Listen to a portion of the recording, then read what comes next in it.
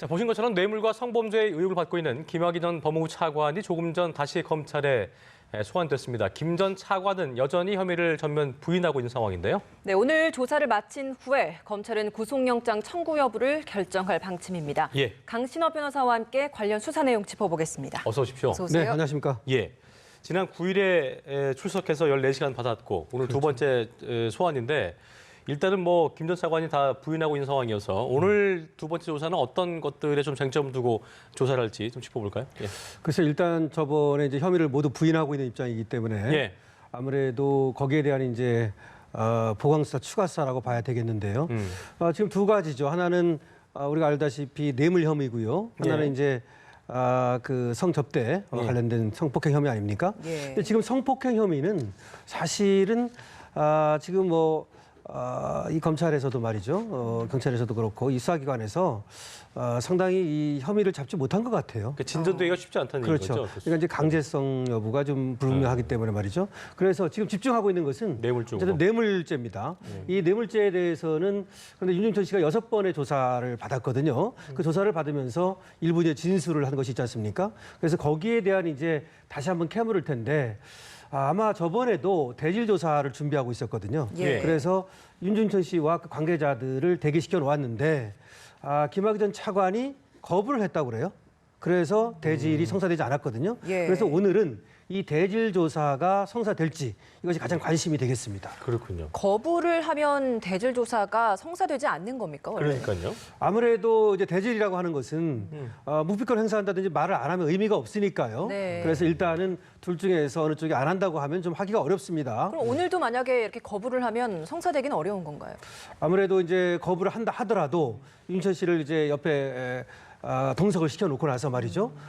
또 뭐 대지를 시도해볼 가능성은 있죠. 그랬을 때 묵묵부답 내지는 예. 또 묵비권 이걸 행사하면 결과적으로 이제 성공은 못하게 되겠죠. 아무래도 다시 한번 설득을 한다든지 또 시도는 해볼 가능성이 충분히 있습니다. 예. 네. 검찰이 이제 김 전 차관에게 제3자 뇌물 혐의도 적용한 걸로 알고 있는데 이건 뭐 어떤 정황 때문에 이게 제3자 뇌물 혐의가 적용이 되는 겁니까? 예, 제3자 뇌물 제공이라고 하는 건 윤중천 씨하고 김학의 전 차관 사이가 아닌 제3자가 개입했다는 얘기 아닙니까? 그쵸. 예. 그러면 제3자 뇌물이라고 하는 것은 뭐냐면 제3자가 돈을 받았는데 네. 이것을 김학의 전 차관이 받은 것과 동일시할 수 있다. 이런 경우를 말합니다. 근데 나오는 얘기는 뭐냐면 이 씨라고 하는 여성이 있습니다. 네. 그 별장 그 동영상 속에 등장한다는 여성입니다. 예. 이 여성이 이제 그 윤중천 씨로부터 돈을 받은 것이 있었습니다. 그 보증금 명목으로 이제 1억 정도를 받아가지고 그것을 돌려주지 않고 있었습니다. 그래서 윤중천 씨가 이 여성을 횡령죄로 이제 고소를 했었거든요. 네. 그랬는데 이거를 이제 고소를 취하하도록 종용했다는 얘기인데요. 그때 뭐 이유는 200만 원 주면서 1억은 포기하라고 그렇죠. 얘기했을 그 얘기가 뭐냐면 이 씨하고 이제 그 성관계 때문에 윤중천 씨라든지 김학의 전 차관이 잘못하면 이제 성폭행 혐의로 고소당할 그런 위치에 있었거든요. 그러다 보니까 윤천 씨한테 이제 그 횡령죄 고소를 취하도록 함으로써 이 성 문제를 문제 삼지 않도록 하려고 하는 그런 것이 있었다라고 하는 것이 이제 이것이 제3자 뇌물제공죄가 되는데요. 그 보증금 금액이 1억이라고 합니다. 그래서 이것을 이제 김학의 전 차관에게 제3자 뇌물제공죄로 의율할 수 있느냐 이것이 문제가 되는데요. 그런데 제3자 뇌물제공죄는 여러 가지가 있어야 됩니다. 직무 관련성이 있어야 되고요. 그다음에 대가성이라고 하는 거. 거기다가 이제 부정한 청탁이라고 하는 것이 더 들어가야 돼요. 그렇다면은 과연 부정한 청탁이 뭐냐? 윤중천 씨가 김학의 전 차관한테 어떤 청탁을 했느냐 이게 문제가 되잖아요. 그래서 이거는 조금 어려운데 혹시 앞으로 이제 송사가 있을 경우에 좀 잘 봐달라 뭐 그런 의미로 했다 뭐 이렇게 얘기는 되고 있는데 법적으로 이것이 그렇게 뚫고 나가기는 만만한 것은 아닙니다. 예. 일단 뭐 말씀하신 것처럼 법적으로 뚫고 가기는 어렵긴 합니다만 김 전 차관 입장에서는 뭐 성관계 없었다고 그리고 모른다고 여태까지 부인을 해왔는데 그렇죠. 결과적으로 이 여성이 김 전 차관의 성관계를 폭로하겠다는 식으로 얘기하면서 돈 갚아라 얘기한 그렇죠. 거니까. 그걸 또 네. 무마하려고 했기 때문에 김 전 차관 입장에서는 그게 없었던 거라면 왜 그거를 이렇게 무마하려고 했을까라고 하는 부분에 퀘스천 마크가 붙는 것 같아요. 그런 의혹이 예. 있죠. 그러니까 사실은 그렇게 돈까지 또 윤유천 씨로 하여금 포기하도록 하면서까지 그렇죠. 그 성관계 문제를 무마하려 했다는 것은 예. 그 성관계가 이제 드러날 경우에 그것이 성폭행 혐의라든지 이런 것도 있을 수 있고 뭐 성폭행은 아니라 하더라도 사회적 체면이라든지 등등 때문에 그랬을 수도 있기 때문에 네. 그것을 무마하려 했다고 해서 반드시 뭐 강제성이 있었다 이렇게 보기는 어렵지만 예. 어쨌든 그거는 이제 뇌물죄가 될 가능성을 이제 염두에 두고 수사기관에서 수사를 하고 있는 겁니다. 네. 예. 앞서서 이제 성폭행 혐의와 관련해서는 혐의점을 잡지 못한 것 같다라고 짚어주셨는데 사실 그 피해 여성의 진술들이 있었잖아요. 그런 부분은 실질적인 증거가 안 된 겁니까, 그러면? 동영상도 있고요. 그리고 피해 여성들의 진술도 있고 고소도 있습니다. 예. 그리고 사실은 수사기관에서도 그 동영상 속에 남성은 김학의 전 차관이다. 이건 뭐 분명히 그렇게 보고 있는 것 같아요. 네. 김학의 전 차관은 부인하고는 있지만, 네. 근데 이제 문제는 뭐냐면 강제성입니다. 결국 이제 성폭행이 되기 위해서는 폭행 협박 이런 것들이 있어야 되는데 지금 드러나는 얘기에 의하면 이 여성들이 말이죠 진술이 좀 번복을 하고 있다고 그래요. 좀 오락가락하는 면이 있고 또 하나는 이 여성들과 윤중천 씨 사이에 금전 관계가 좀 얽혀 있다는 겁니다. 그러다 보니까 이것이 강제성이 아니라 접대할 수 있다는 어떤 거죠. 접대일 수 있다 이런 점이 있기 때문에 아마 이 수사기관에서도 이 부분은 그러니까 성접대, 성폭행 부분은 조금 어렵다고 보는 것이 아닌가. 이런 생각이 드는데요. 물론 이제 뭐 구속영장을 이제 뭐 청구할 때 그것을 넣을지는 모르겠습니다만은 지금 흘러나오는 얘기는 그 부분은 좀 어렵다라고 보고 있다. 그래서 뇌물 부분에 집중하고 있다는 얘기가 나오고 있습니다. 돈을 줬다라고 하면 그건 또 성매매 부분으로 되는 부분인 건가요, 그럼? 예, 성매매는 이제 가능할지 모르겠는데요. 그 성매매도 뭐 돈을 줬다 그래서 반드시 그 대가인지 뭐 다른 대가인지를 좀 따져봐야 되고요. 그다음에 그 당시 시기점을 봐야 되기 때문에 그다음에 성매매 특별법이 만들어지기 전이라면 네. 처벌할 수 없는 그런 문제가 있습니다. 그러니까 여성들만의 뭐 진술만으로는 그게 지금 어떻게 했다면 잡아넣기가 좀 쉽지 않은 상황인 걸 볼 수 그렇죠. 엮기가 쉽지 않다는 또 너무 오래됐어요. 상황인 근데 거군요. 이런 것 때문에 예. 사실은 2013년과 14년에도 그것이 좀 어렵지 않았습니까? 안 됐지 예. 않습니까? 근데 이번에도 사실은 셀프사다. 그렇기 때문에 안 되는 거냐? 뭐 이런 얘기가 있지만 그것보다도 이번에 보면은 검찰에서 분명히 의지는 있어 보입니다. 그런데 검찰에서 이 부분을 이제 수사를 했지만 그래도 이 증거를 확실히 잡기가 좀 어렵지 않은가 이렇게 보는 것이 맞지 않을까? 일단 영장 청구를 하게 되면 횡령 쪽으로만 아니 저기 그 뇌물 쪽으로만 뭐 엮어들 가능성이 그럴 크겠네요. 가능성이 좀 예. 많다고 봐야죠. 예. 뇌물사에서는 상당한 진전을 본 것 같아요. 예. 아까도 얘기했지만 윤유천 씨로부터 받은 금액이 3천만 원 정도 얘기도 이거 나오고 말고 있고요. 또 다른 사업가도 뭐도 있다. 예, 또 다른 하더라고요. 사업가가 이제 문제가 되는데요. 사실은 검찰에서 좀 자신감을 가지는 것이 이 또 다른 사업가 때문이 아닌가 싶습니다. 이 또 다른 사업가 뭐 A 씨라고 하는 사람이 2009년 이후에 2009년부터 2010년 사이에 말이죠. 예. 이때 3천만 원 정도 뭐 금액은 뭐 정확하지는 않습니다만은 하여튼 수천만 원 정도를 지금 김학의 전 차관에게 줬다. 그것은 이제 어떤 뭐 용돈 명목, 생활비 명목 이런 식으로 줬다는 겁니다. 그러니까 수차례 걸쳐서 준 것 같은데 수차례 걸쳐서 여러 번에 걸쳐 줬다면 이제 포괄일죄라고 하는 것이 있습니다. 이렇게 되면 공소시효 문제도 넘길 수 있고 그다음에 또 지금 증거도 상당 부분 확보했다는 얘기가 나옵니다. 그 예. A 씨라는 사람으로부터. 그래서 이 부분 때문에 이 뇌물죄 혹시 자신감을 갖는 것이 아닌가. 그러니까 윤유천 씨보다도 말이죠. 사실 윤유천 씨 같은 경우 아까 그 1억이라든지 또 이제 목동 뭐 집 한 채 뭐 이런 얘기가 나옵니다. 예. 근데 목동 집 한 채에도 사실은 그것이 뭐 요구를 했다는 것인데 좀 뭐 이 구체성이라든지 이런 것들이 좀 떨어질 가능성은 있어서 그거보다는 이 A 씨라는 사람 또 다른 사업가 이것이 좀 검찰로 하여금 자신감을 갖게 하는 것일 수도 있습니다. 그렇군요. 예. 알겠습니다. 저희가 주제를 좀 바꿔보겠고요. 참 이것도 참 그 논란이 됐던 그 사고였는데 고속도로 한복판에서 교통사고로 숨진 한지성 씨죠. 여배우 한지성 씨 사건인데 엿새가 지났지만 경찰이 뭐 수사에 난항을 좀 갖고 있는 것 같고요.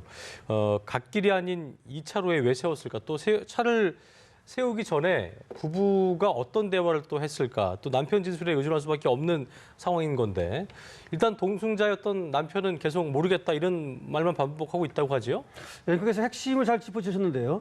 지금 이 사건은 정말 미스테리한 교통사고입니다. 그리고 단순한 교통사고인지 아닌지도 밝혀야 되는 부분입니다. 지금 2차로에 이렇게 더군다나 새벽 4시경인데요. 거기는 제한 속도가 100km입니다. 그리고 지금 밤입니다. 예. 거기에 차를 세운다는 것은 그거는 본인들뿐만 아니라 다른 사람들에게도 피해를 끼칠 수 있는 그야말로 이 중대한 문제인데요. 예. 거기에 차를 왜 세웠느냐. 근데 중요한 것은 지금 동승자가 모르겠다라고 얘기한다는 겁니다. 그러니까 지금 운전을 한 것이 여성 그 배우인 것으로 생각은 되는데요. 예. 그 점도 근데 경찰에서는 확실하게 특정을 하지 않았습니다. 근데 일단 그렇게 생각이 되고 있는 거죠. 근데 옆에 타고 있던 사람이 차를 왜 세웠는지 모른다. 이거는 굉장히 이해하기 어려운 얘기 아닙니까? 그래서 차를 세운 이유를 이제 밝혀야 되는 것이고요. 예. 그다음에 이 남성은 그러니까 동승자는 술을 먹은 것으로 얘기가 되고 있는 것이죠. 그렇다면 여배우가 이제 운전을 했다면 술을 먹었는지 이것이 문제가 되는 것이고요. 근데 술을 먹는다고 해서 차를 세우는 건 아니지 않습니까? 그렇다면 그 안에서 어떤 일이 있었는지 이것이 문제가 되는데 둘 사이에 어떤 뭐 싸움이 있었는지 소위 부부 싸움 그러다가 그것이 격화되면서 그야말로 분에 못 이겨가지고 차를 갑자기 세웠다 뭐 이럴 수도 있는 것이고요. 그리고 남성은 위기를 느껴가지고 바로 가대를 넘어서 나갔을 수도 있는 겁니다. 그러니까 지금 남성 얘기는 뭐냐면 용변 때문에 급해서 차를 세웠고 그래서 뭐 이렇게 용변을 보고 오니까 사고가 났더라 이런 얘기인데 그것도 맞지 않는 것이 왜 세웠는지 모르겠다는 것과 용변 때문에 급해서 세웠다는 것이 상충되고요. 또 하나 영종도에 가가지고 이 남성은 술을 먹었다는 걸 스스로 인정합니다. 근데 자신의 아내가 술을 먹는 것을 보지 못했다 이렇게 얘기를 합니다. 같이 있었을 텐데. 예, 그렇죠? 보지 못했다는 말도 참 의아한 것이 술을 먹었다 안 먹었다. 술 먹는 것을 알지 못한다. 이렇게 말하는 것은 맞지만 그 보지 못했다는 말씀은 먹었을 수도 있지만 나는 뭐 안 봤으니까 내가 부인하겠다 이런 뜻인지 예. 즉 술을 먹었을 가능성이 있는 것이죠. 그래서 그것을 인정하기 싫으니까 술을 보지 못했다라고 말할 수도 있고요. 그래서 여러 가지 가능성이 있는데 이것은 단순한 뭐 교통사고일 수도 있지만 그로 인해 가지고 사람이 사망한 사건이기 때문에 교통사고의 원인을 밝혀야 되고 그다음에 그 미스테리한 점을 이제 밝혀야 될 겁니다. 부검으로 음주 결과를 확인할 수는 있는 거죠? 그렇죠. 이제 부검을 이제 들어갔지 않습니까? 그래서 예. 2주 이후에 나오는데요. 근데 이제 부검이라고 하는 것이 음주 여부는 확인할 수 있다고 하지만 네. 우리가 이제 보면은 부검으로 모든 것이 이게 설명되지 않는 경우가 사실은 많아요. 그래가지고 지금 목격자의 그 CCTV에 잡힌 거, 그다음에 목격자의 진술 여기 이제 많은 의존을 하고 있고요. 네. 그다음에 영종도에서 같이 술을 먹었다는 관계자들, 그다음에 그 술집 주인들 여기에 대한 조사도 하고 있고요. 그다음에 전화 통화 내역, 그다음에 계좌 내지는 어떤 신용거래 카드 내역 이런 네. 것들을 다 봐야 됩니다.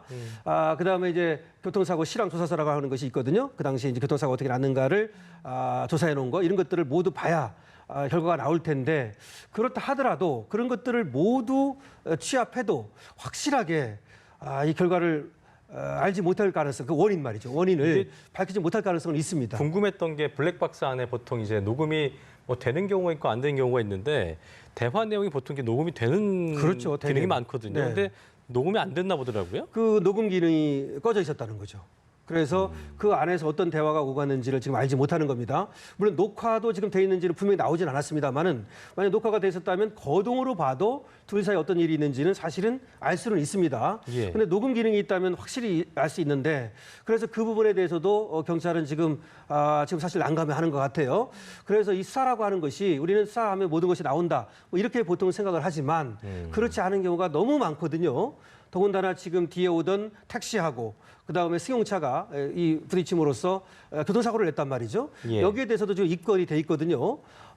교통사고 처리 특례법상에 이제 치사죄가 되는데요. 예. 이 사람들도 잘못하면 처벌받게 되거든요. 그래서 이제 부검 결과라든지 여러 가지 봐가지고 불가항력이었는지를 이제 판단해야 됩니다. 그래서 물론 불가항력이었다면 이제 그 사람들은 처벌은 안 됩니다만은 예. 사실은 앞에다가 이제 그렇게 100km 아까 제한 속도가 예. 그리고 밤에 차를 세움으로써 교통사고를 유발했다면 오히려 뒤에 오는 사람들은 책임이 없다고도 볼 여지가 충분히 있습니다. 물론 전방 과시 태만도 있을 수 네, 그것도 이제 있겠습니다만 봐야 됩니다만은 너무 빠른 상황이기 때문에 차가 또 빨리 달리다 보면은 그 순간적으로 확인을 못할 수도 있잖아요. 그렇죠. 그래서 예. 과속을 했는지 예. 전방 주시 태만을 했는지 네. 뭐 이런 것도 물론 봐야 됩니다. 그래서 이제 종합적으로 그런 결과들을 이제 내놓을 것인데 수사기관에서는 결과가 나오는데 좀 오래 걸리니까 부검 결과가 말이죠. 그래서 그 전에라도 중간 수사 브리핑을 할 수 있다 이렇게 얘기하고 있어요. 왜 그러냐면 증폭이 굉장히 커지고 있고 의문의 증폭이 말이죠. 근데 국민들이 상당히 지금 궁금해하고 있기 때문에 여기에 대해서 중간 수사를 좀 브리핑을 해주는 것이 좋지 않을까 뭐 이런 생각도 좀 듭니다. 근데 아까 만약에 이제 김나연 앵커 얘기한 대로 부검에서 그 알코올이 나오면 네. 그러면 피해자 과실이 있다고 좀 더 볼 수 있는 부분인 그렇죠. 거예요. 예. 뭐 술을 먹고 운전하다가 편도 3차선 2차로에 차를 세웠다. 그거는 사실은 뭐 거의 자살행위나 마찬가지죠. 살인행위죠. 예, 자살행위죠. 자살행위나 그렇죠. 마찬가지이기 때문에 그 뒤에 오는 사람들의 책임이 설사 있다 하더라도 많이 이제 경감될 수 있고요. 예. 오히려 그렇게 되면 남편의 책임이 상당히 커질 수가 있습니다. 물론 그것이 이제 도로교통법상의 음주운전 제목인데 그것뿐만 아니라 나아가서 술이 만취해가지고 만약에 운전하는 것을 막지 않았다. 그렇다면 이 남편에 대한 어떤 비난 가능성이 상당히 높아질 수가 있죠. 예, 알겠습니다. 이번엔 다른 주제 살펴보도록 하겠습니다. 승리, 성접대, 횡령, 여기에 또 식품위생법 위반 혐의로 구속영장 청구됐고 14일 날 영장 실질 심사를 받는다고 합니다. 단도직입적으로 영장 발부 가능성 좀 어떻게 보십니까? 요거는 지금 상당히 그 반반인 것 같아요. 그 말씀을 좀 드리면 내일 모레 이제 영장 실질 심사를 하겠다는 겁니다. 근데 여러 가지 18차례 이제 수사를 했다든지 승리가 받고 있는 혐의가 4가지나 되고 말이죠. 그다음에 또 특경법상의 횡령 액수가 또 뭐 20억이나 된다는 말도 나오고 있습니다. 예. 이거 5억 이상이면 무기징역까지도 가능한 거거든요. 그래서 그것도 있고 또 성매매 알선도 있고 본인이 직접 성매매했다는 것도 그쵸. 있고 말이죠. 그렇기 때문에 상당히 구속될 가능성이 높다라고 네, 보는 가능성이 거죠. 있는데 예. 5억 이상이면 3년 이상의 유기징역입니다. 예. 50억 이상이면 이제 무기징역까지도 가능한 거고요. 지금 20억이라고 하니까 그렇다면 5억 이상이니까 3년 이상의 유기징역이 가능한 그런 범죄다는 거죠. 네. 그런데 그렇게 이제 어떤 제목도 좀 무겁고 재질도 사실은 또 여러 가지로 보면 지금 사회적 영향이라든가 또 버닝썬 사태가 가져온 파장 이런 걸 고려하면 크지 않습니까? 예. 그렇기 때문에 그걸 본다면 구속 가능성이 좀 높다라고 볼 수 있는데 다만 구속이라고 하는 것은 그거 말고도 도주의 우려라든지 증거인멸의 우려라든지 이런 것도 함께 보는 거거든요. 근데 승리가 지금까지 경찰 수사에 굉장히 협조를 잘했어요. 18차례나 잘 나왔단 말이죠. 예. 그렇다면 도주의 우려가 없다고 볼 수 있고요. 또 하나는 이제 증거인멸의 우려인데 지금 서울경찰청 광역수사대에서 100여 명을 투입해가지고 100여일 동안의 수사를 했습니다. 그러면 증거가 이제 뭐 인멸할 것도 없지 않느냐, 수사가 다 됐지 않느냐 이렇게 볼 수 있어요. 그러면 증거 인멸의 우려가 없다고도 볼 수 있고요.